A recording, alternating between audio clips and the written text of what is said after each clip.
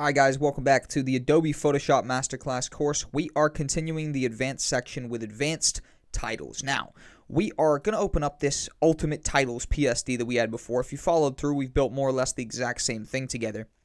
Now, this right here, we sort of labeled as an advanced title based on the fact that we incorporated a lot of effects to it. We got 6 different layer styles, 6 different layer effects right here, combining to make it what it is right here. We notice we've got the default version of it versus the advanced sort of enhanced version of it, right?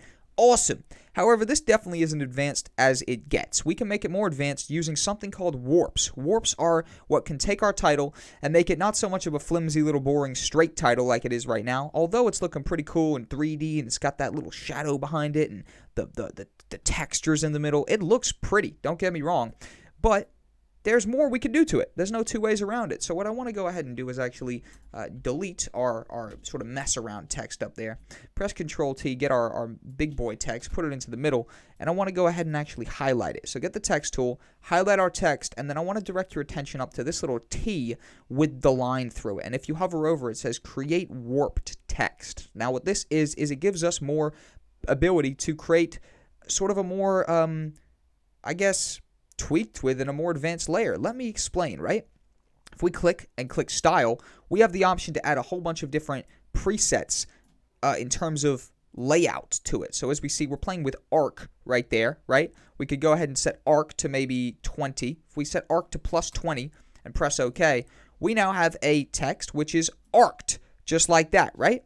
So this is the absolutely awesome way to get more out of titles. If we had maybe ultimate title right there, we now have the total ability to maybe duplicate this and make a smaller one, bring that into the middle as well, and maybe have that above right there, and you know, have this as like, you know, some other title above it, right? So you've got sort of now the ability to create more enhanced, more advanced titles. If you got a movie poster or something, you might see some cool warped text on the movie poster. Rarely is it just some flat, boring text, especially with no effects. You're never going to get a title like that on a legitimate, you know, professional poster or whatever the case may be, right? So you've got the now ability to actually go ahead and get your text, go up here, and actually bulge it out or do whatever the case may be. And you actually don't have to be highlighting it. So that was a mistake there a second ago. But I'm just going to walk you through all the different sort of options you've got and the ones that I personally use a lot. So let's actually press Control T.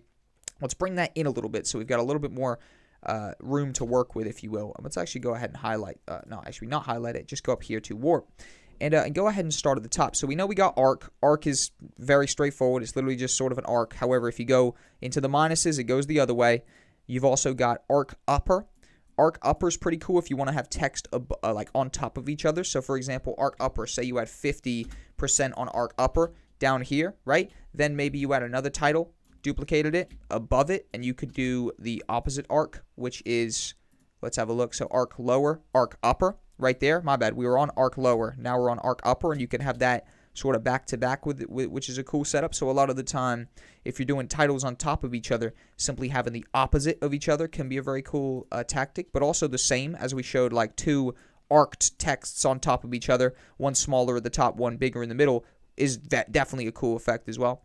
Flag, stuff like this. This is cool for certain types of stuff. Like you might have like a fishing company or a swimming company might want, you know, a flag warp to their text. I'm sure you guys can picture any sort of fishing sign or something like, you know, fisherman's tackle box or whatever. I almost want to go to Google Images and find one right now, but they've always got this kind of wavy, you know, wavy type of text, right? You got the flag, I mean the wave rather. So we just messed with the flag right there. The wave is more or less a smaller version of the flag, right?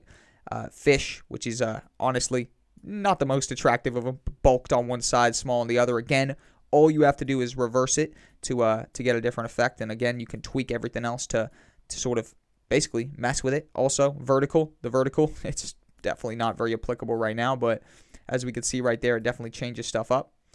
Rise, similar as well to flag and wave. However, it's pretty much just rising up from the ground. We can go right there.